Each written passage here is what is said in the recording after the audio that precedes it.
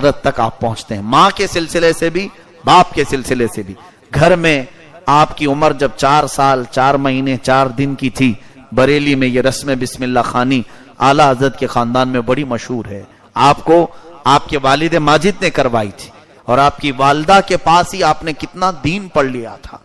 مفتی اعظم ہند کی بیٹی تھی ان کی والدہ، تقوی بچپن سے سکھایا تھا، اور ایسے تقوی کہ حضور تاج الشریعہ رحمت اللہ علیہ کے سفر میں بھی میں نے بہت مرتبہ دیکھا کہ کبھی آپ کی نماز قضا نہیں ہوتی، چاہے وہ کیسے بھی سفر میں آپ جا رہے ہو۔ بلکہ بریلی میں پہلے کہیں سفر میں جانے سے پہلے آپ کو بتانا پڑتا تھا کہ کہاں سے کہاں سفر پہ جانا ہے، اور پوچھتے تھے، مثال کے طور پر ممبئی سے پونا جانا ہے، پونا سے پھر آگے جانا ہے، تو انہیں بتانا پڑتا تھا کہ یہاں سے یہاں کا ٹائم کتنے دیر کا ہے، کتنے گھنٹے لگتے ہیں، اور پھر اسی کے حساب سے نمازوں کے بیچ کا ٹائم وہ سفر کے لیے دیا کرتے تھے کہ جس جگہ پہنچے وہاں نماز کا وقت ہونا چاہیے اور شہر میں نماز پڑھ کر کے چلے۔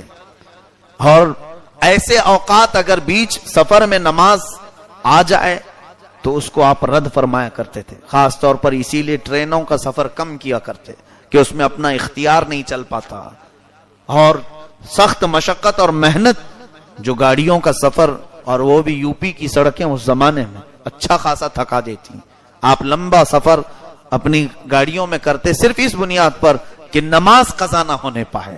یہ بچپن سے والدین کا دیا ہوا طریقہ تھا۔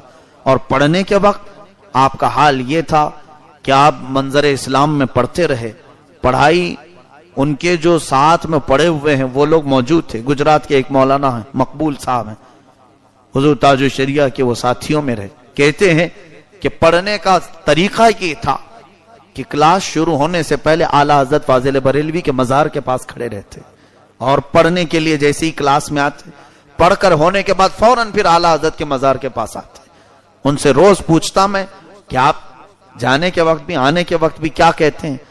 فرماتے کہ امام علم و فن یہ ہیں، اعلیٰ حضرت یہ امام علم و فن ہے، تو جو پڑھتا ہوں کلاس میں وہ ان کو سنا کر کے آ جاتا ہوں تاکہ محفوظ ہو جائے، اور اگر کچھ غلط ہو تو یہاں سے مجھے اشارہ ہو جائے گا۔ یہ ان کے بچپن کا اور پڑھائی کے زمانہ میں بتا رہا ہوں۔ پھر جب آپ یہاں کا علم جو درس نظامیہ وغیرہ ہوتا ہے ختم کر کے مصر گئے، 1963 کی بات ہے، مصر جب تشریف لائے تو 3 سال آپ وہاں پر رہے۔ وہ کیسے رہے آپ کو میں بتاؤں۔ 3 سال تک 1963 سے 1966 تک تقریباً آپ وہاں پر تھے۔ 40 سال کے بعد جب حضرت کے پاس میں قریب رہا، آپ نے خود مجھے بتایا تھا اپنے پڑھنے کے زمانے کی باتیں کہ اس وقت کھانا بنانا پڑتا تھا، بنا کر کے کھاتے تھے۔ فرماتے ہیں کبھی پکی سبزی کھائی نہیں ہم نے، کتاب کھول کر بیٹھتے تھے اور ادھر سالن پکتا رہتا تھا، اور کبھی تو جل جاتی تھی سبزی اور کبھی جلدی اٹھا لیتے تو کچی رہ جاتی تھی۔ 3 سال ایسے ہی نکلے، اور ہم صرف اس بنیاد پر کہ کھانے کے لیے نہیں گئے تھے، کتابوں سے اتنی غذا مل جاتی تھی کہ اس کھانے کی کبھی شکایت بھی نہیں کی۔ یہ بھی بات یاد رکھیں کہ حضور تاج الشریعہ ایک بڑے خاندان سے تعلق رکھتے ہیں، یعنی دینی خاندان تو ہے ہی۔ اعلیٰ حضرت اپنے زمانے کے بہت بڑے رئیس تھے، زمیندار بھی تھے، بے حساب زمینیں اعلیٰ حضرت کی آج بھی موجود ہیں، پورے کا پورا گاؤں ان کی زمینوں کا ہے، لیکن کبھی بھی وہ مال کا غرور نہیں آیا۔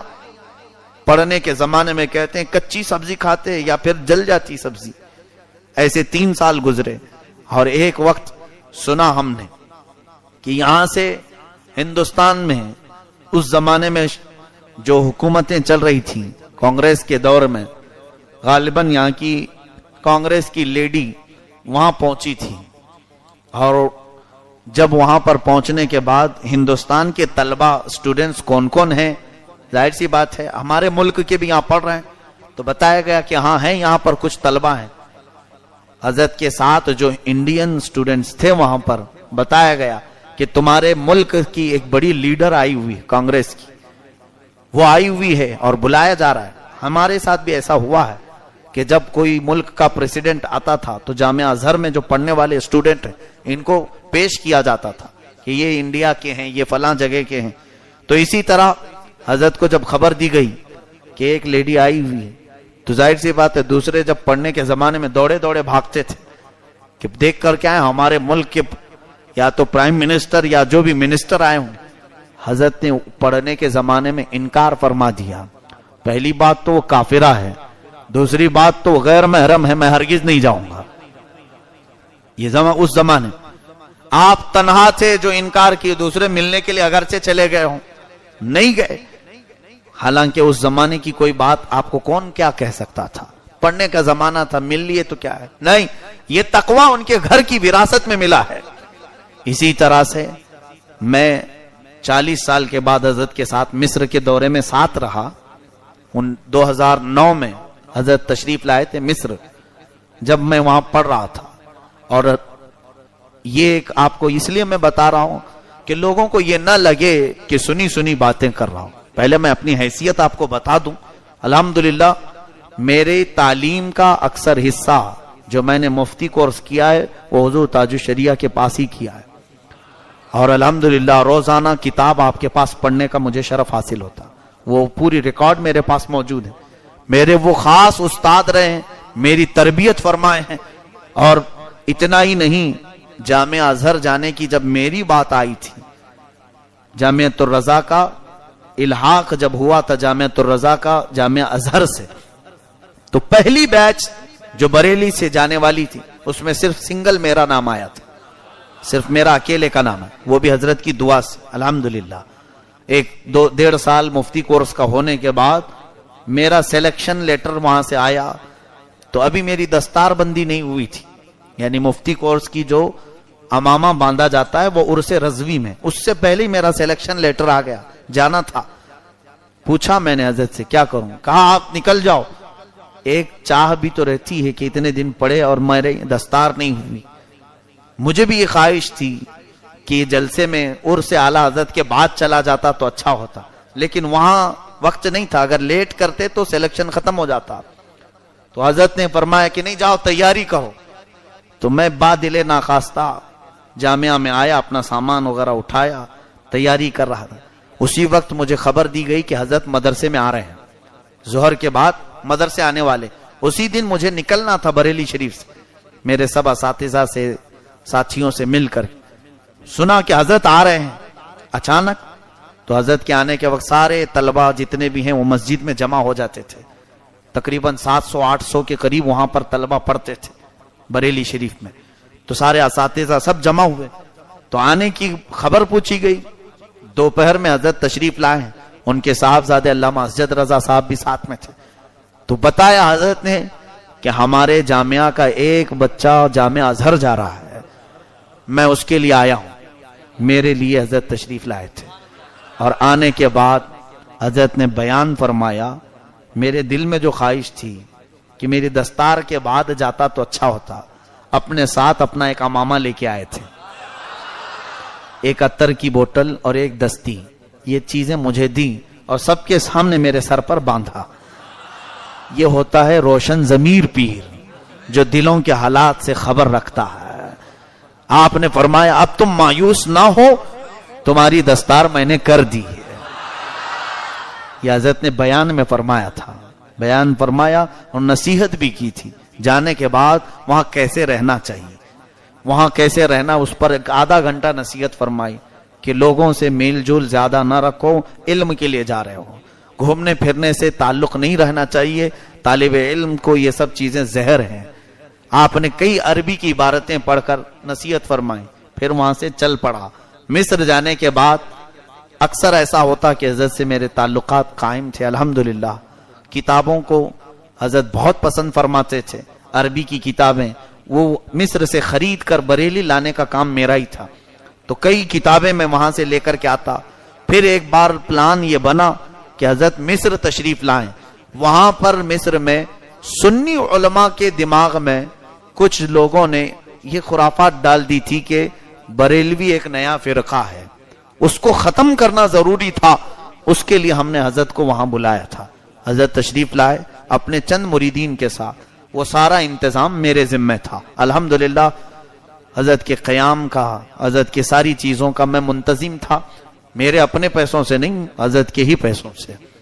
سارے انتظامات کے بعد میں جو بات کہنے جا رہا ہوں وہ یہ ہے، دریائے نیل کا نام تو سنا ہوگا آپ نے، اس کا حسن و جمال پوری دنیا میں مشہور ہے.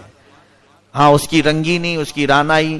دریائے نیل عیاشی کے لیے بھی مشہور ہے آج تک، آج بھی. اس میں کشتیاں جو ہے سجا کر کے ایسے ڈانس ہوتے ہیں، رقص ہوتے ہیں، ساری اور بھی بہت ساری چیزیں. دریائے نیل دیکھنے کے لیے لوگ دور دور سے آتے ہیں. ہم جہاں رہتے تھے جس ہاسٹل میں، وہاں سے دریائے نیل صرف 15 منٹ کا راستہ ہے مصر میں. اور بہت دنیا کی سب سے بڑی لمبی دریا کا نام، ندی کا نام ہے دریائے نیل. حضرت بھی اسی ہاسٹل میں 3 سال گزار کر گئے، اور جب 40 سال کے بعد آئے تھے یعنی 2009 میں، حضرت کی بصارت، آنکھوں کو کمزوری لاحق تھی، دیکھ نہیں پاتے تھے. تو کار میں بیٹھے ہوئے ہم گزر رہے تھے، دریائے نیل کا برج آیا تو میں نے عرض کیا کہ حضرت ہم دریائے نیل کے اوپر سے گزر رہے ہیں. چلتے چلتے ہم بتا دیتے کہ ابھی قریب میں یہ چیز آئی، وہ چیز آئی. تو حضرت کو ہم نے بتایا کہ یہ دریائے نیل کے اوپر سے ہم گزر رہے ہیں. تو مسکرانے لگے اور فرماتے ہیں میرے پڑھنے کے زمانے میں جب میں یہاں تھا 3 سال رہا، کبھی مجھے آنے کا اتفاق ہی نہیں ہوا، کبھی دریائے نیل دیکھا نہیں. میں آج آپ کو بتاؤں، یہاں انڈیا سے پڑھنے کے لیے جتنے بھی جاتے ہیں، ابھی داخلہ نہیں ہوا ہوتا ہے، وہ دریائے نیل دیکھنے پہلے جاتے ہیں. ایڈمیشن بعد میں ہوتا ہے، وہ نیل دیکھنے پہلے جاتے ہیں. پیرامڈز پہلے دیکھنا ہے، الیگزینڈریا پہلے دیکھنا ہے. سب جانے والوں کا یہ حال ہے. حضرت فرما رہے ہیں 3 سال میں رہا جامعہ ازہر میں، کتنا مشکل سے 15 منٹ کا راستہ ہے، 15 منٹ کا راستہ ہے. فرماتے کبھی میں دریائے نیل دیکھا ہی نہیں، اور اب 40 سال کے بعد آیا ہوں، تم لوگ اس کے اوپر سے گزار رہے ہو، اب میری آنکھیں ہی نہیں. یہ متقی کی زندگی ہوتی ہے جس کے سامنے دنیا کی خوبصورتی پھیکی ہے. حقیقت بات تو یہ ہے، جن نظروں میں جمال مصطفیٰ بسا ہو اسے دنیا کی خوبصورتی کبھی اپنی طرف دعوت دے ہی نہیں پائے گی. یہ ان بزرگوں کی زندگی ہے. حضور تاج الشریعہ دامہ ظلہ العالی، آپ کا سایہ ہم سب پر ہمیشہ قائم و دائم رہے. آپ اپنے تقوی و طہارت کی زندگی کو جس طرح گزارتے رہے، ان کی پرسنل لائف میں میں نے دیکھا وظیفوں کا ٹائم الگ، لوگوں سے ملاقات کا ٹائم الگ، اپنی عبادتوں کا ٹائم الگ، پھر کتابیں لکھنے کا ٹائم الگ. آخری عمر تک آنکھیں جا چکی تھیں، دیکھ کے پڑھ نہیں سکتے تھے. اس زمانے میں آپ نے تقریباً 12 یا 14 کتابیں لکھی ہیں. کیسے؟ ان کے داماد بیٹھے ہوتے، میں بھی بیٹھا ہوں لکھنے میں، اور آج ان کے پوتے داماد مولانا عاشق صاحب میرے ساتھیوں میں سے. حضرت بولتے جاتے تھے، وہ لکھتے چلے جاتے تھے، لکھتے جاتے تھے. اس طرح کرتے ہوئے آنکھیں جانے کے بعد بھی تقریباً 12 کتابیں آپ نے لکھی.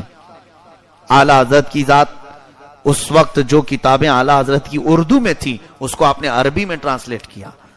بہت ساری کتابیں مصر پہنچی اور وہاں سے چھپ بھی گئی. اور آپ کو یہ بھی میں بتاؤں کہ مصر جب تشریف لائے تھے تو وہاں پر آپ کا جلال و جمال دیکھنے کے قابل تھا. علماء مصر جو جامعہ ازہر کے اساتذہ ہیں وہ جلدی کسی کو بھاؤ نہیں دیتے، دنیا کے بڑے علم والے سمجھے جاتے ہیں. جامعہ ازہر میں پڑھا رہے ہیں، وہ بہت اونچے لوگ ہوتے ہیں، وہ جلدی کسی کو ملنے نہیں آتے. لیکن حضور تاج الشریعہ جب مصر آئے تھے تقریباً 27 اساتذہ جامعہ ازہر کے ان سے ملنے کے لیے آئے تھے.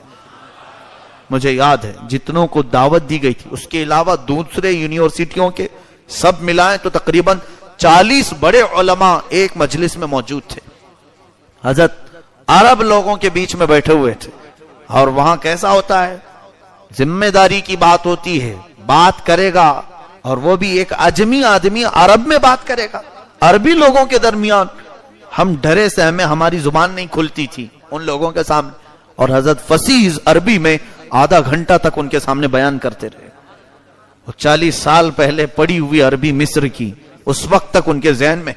جب بولتے گئے وہ اساتذہ جو جامعہ ازہر کے وہ اش کرتے رہے. اس کے بعد مصر کا ایک طریقہ ہے، اب جیسے یہاں کیسے کوئی بھی آئے بیان کرے اور چلا جائے، وہاں مصر میں ایسا نہیں ہوتا. بیان کرنے کے بعد مقرر کو بیٹھاتے ہیں، بیٹھو، جو بیان کیے نا اس میں کچھ سوالات ہیں، ہم سوال کریں گے، آپ جواب دو. وہاں کا قانون ایسے ہی ہے، طریقہ ہے، کوئی بھی بول کے بھاگ نہیں سکتا. یہاں تو کچھ بھی بولو اور چلو جاؤ. لوگ سب سننے کو تیار ہیں. وہاں ایسا نہیں ہوتا. مقرر کو بٹھاتے ہیں, بیان ختم ہونے کے بعد اسے 15 منٹ یا آدھا گھنٹہ دینا پڑتا ہے. حضرت کے ساتھ بھی یہی ہوا. آپ کا بیان ختم ہوا تو لوگوں نے کہا کہ ہمارے کچھ سوالات ہیں, آپ بیٹھیں. حضرت بیٹھے رہے, سوالات آتے رہے, فصیح عربی میں ہر ایک کا جواب دیتے رہے. اسی مجلس میں میں جانتا ہوں صومالیہ کے, افریقہ کے, حبشی جو سٹوڈنٹس وہاں پڑھتے تھے, کئی طلبہ جامعہ ازہر میں 60 ملکوں کے طلبہ اس مجلس میں حاضر تھے.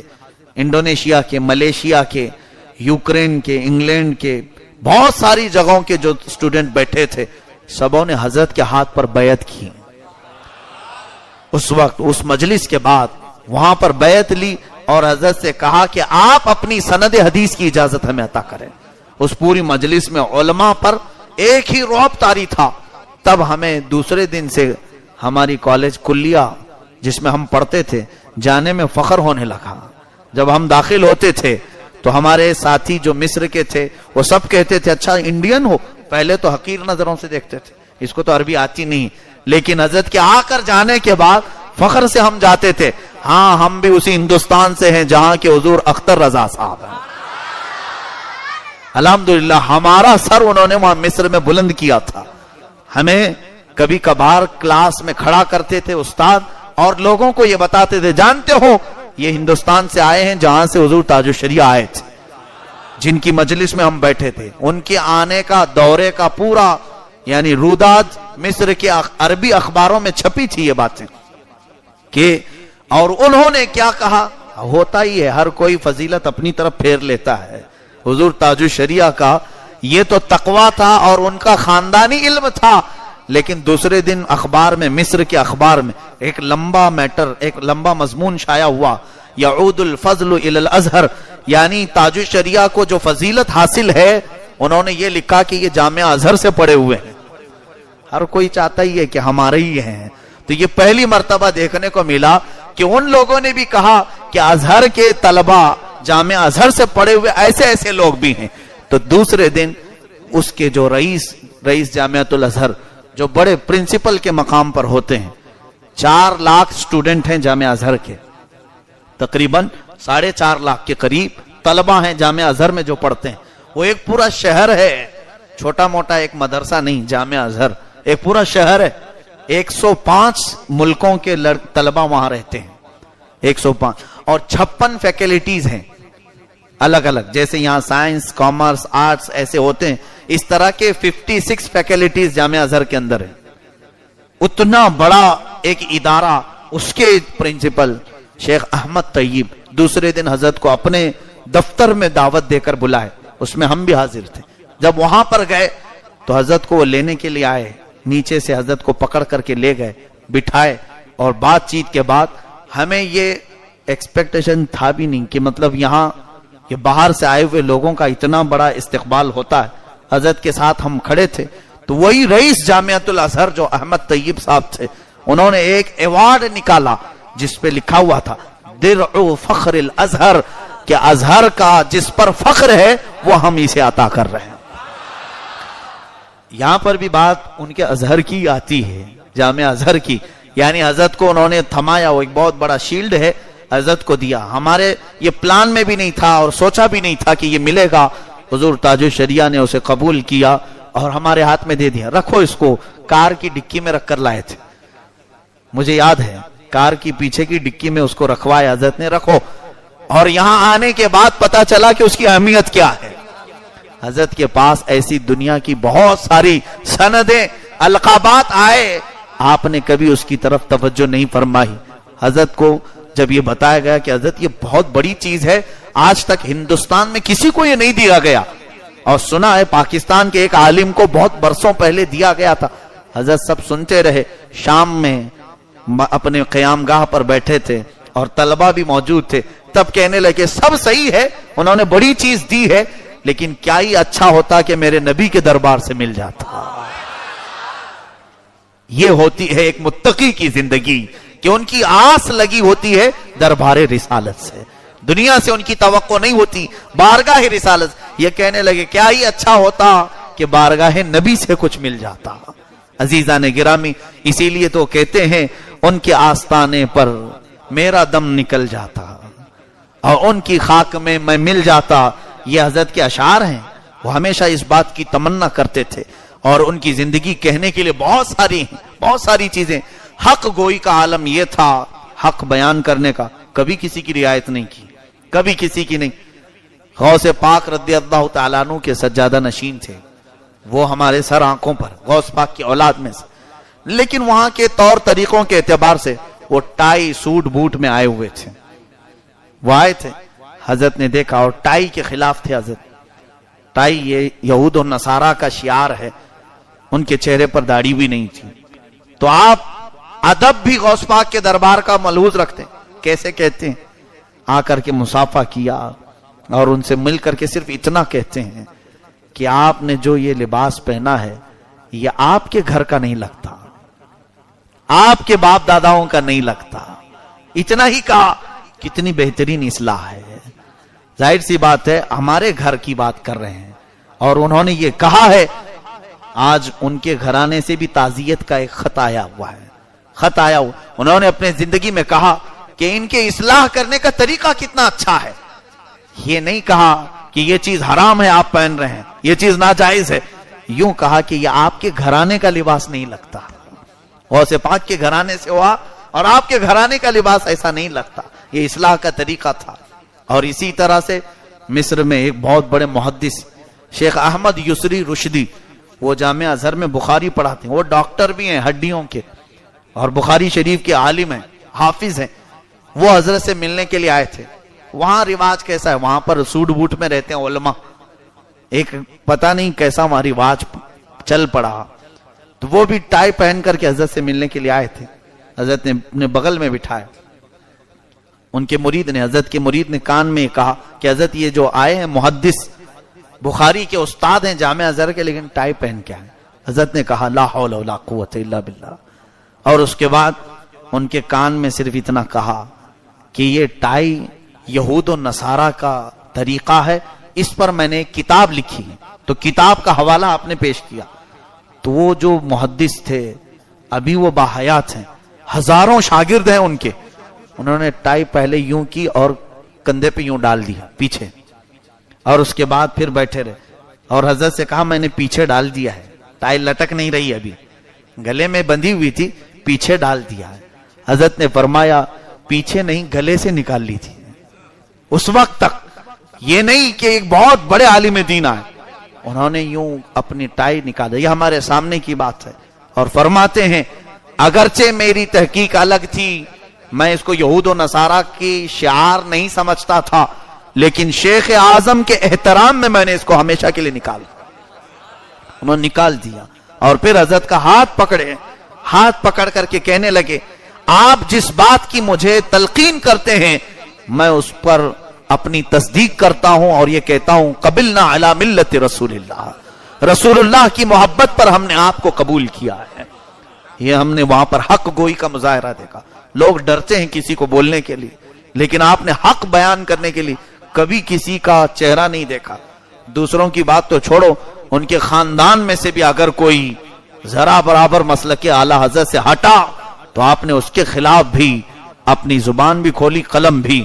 ان کے خاندان میں ایک صاحب ایسے بھی نکلے جو اتحاد ملت بنائے ہیں، دیوبندیوں سے، وہابیوں سے۔ اعلی حضرت کا خون ہو ہی نہیں سکتا اس طرح سے کرے، تو زندگی بھر حضور تاج الشریعہ جس بھی جلسے میں جاتے، لوگوں کو معلوم ہے یا نہیں پتہ نہیں، وہ اتحاد ملت آپ کو بھی نہیں معلوم ہوگا، لیکن حضور تاج الشریعہ آتے تو دعا جب کرتے تو آخر میں یہ کہتے کہ مولا جتنے ہمارے دین میں صلح کلی بن رہے ہیں یہ اتحاد ملت نہیں ہے، ذلت ہے، قلت ہے، یہ کہتے، اور کہتے کہ وہ ان سے ہمارا کوئی تعلق نہیں۔ ان کے خاندان کا فرد بھی اگر ہٹ گیا ہوتا تو اس کے متعلق بھی وہی تلوار چلتی، ایسے نہیں کہ گھر والا ہے اس کو اندر رکھ لیں۔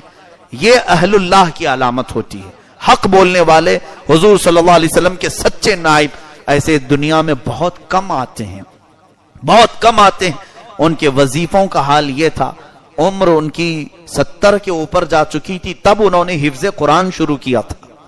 قرآن کے حافظ نہیں تھے، 70 سال کی عمر کے بعد قرآن حفظ کر رہے تھے، میرے سامنے 15 پارے کر چکے تھے، روز یاد کرتے تھے اور سناتے تھے۔ یہاں لوگوں کو قل ہو اللہ یاد نہیں ہو رہا ہے، اور جوانی میں سوچتے ہیں اب تو عمر ڈھل گئی، 70 سال کی عمر میں وہ قرآن کا حفظ شروع کیے تھے۔ یہ سب کے لیے ایک ایسا آئیڈیل وہ بن کر کے گئے ہیں۔ لوگوں، دین سیکھنے اور حاصل کرنے کی کوئی عمر ہی نہیں ہوتی، آپ قبر میں جانے تک بھی حاصل کرتے رہو۔ اور وہ بھی حفظ پڑھنے والے ایک بچے کو بلا کر کے سناتے تھے، سنو میرا پورا قرآن۔ وہ لڑکا سنتا تھا، روز سنتا تھا۔ جب ہم پڑھنے کے زمانے میں تھے، حضرت حفظ کر رہے تھے۔ یہ 70 سال کے بعد لوگ سوچیں گے اب شرم ہے، کس بات کی شرم ہے دین سیکھنے کے لیے؟ عزیزان گرامی، وہ تاج الشریعہ رحمت اللہ علیہ کی ذات ہمہ جہت تھی، بہت سارے خصوصیات کی حامل تھی، بہت ساری چیزیں، خوبیاں ان کے اندر اللہ نے جمع کی تھی۔ طریقت، معرفت اور شریعت، یہ تمام چیزوں کے وہ سنگم تھے، اور تقریباً پوری دنیا میں 2 کروڑ سے زیادہ ان کے مریدین پائے جاتے ہیں، اور ان سب کو انہوں نے سلسلہ قادریہ غوث العظم دستگیر کے سلسلے میں داخل فرمایا۔ اللہ تعالیٰ ان کے فیض کو عام سے تام فرمائے۔ اب ہماری ذمہ داری یہ ہوتی ہے کہ ان کے مشن کو آگے بڑھایا جائے، ان کے تقوی و طہارت کو آگے بڑھایا جائے، اور لوگوں کو وہ دعوت دے کر کے گئے ہیں کہ ہمارے لیے اگر کامیابی کی کوئی چیز ہے تو وہ مسلک اعلی حضرت پر قائم ہونا ہے، اور یہ کوئی نیا مسلک نہیں، وہی صحابہ کا دین، وہی تابعین کا دین، وہی ائمہ مجتہدین کا دین، غوث پاک اور غریب نواز کا جو دین لائے دنیا میں، اسی کا نام مسلک اعلی حضرت ہے۔ اور جب بھی کوئی مجدد پیدا ہوگا، دین کو اس کے نام سے منسوب کرنے میں کوئی حرج نہیں۔ اللہ تعالی ہم سب کو زندگی اسی دین متین پر قائم رکھے، اہل سنت و جماعت کے سچے مذہب پر ہمارا خاتمہ بالخیر فرمائے۔ وآخر دعوانا ان الحمدللہ رب العالمین۔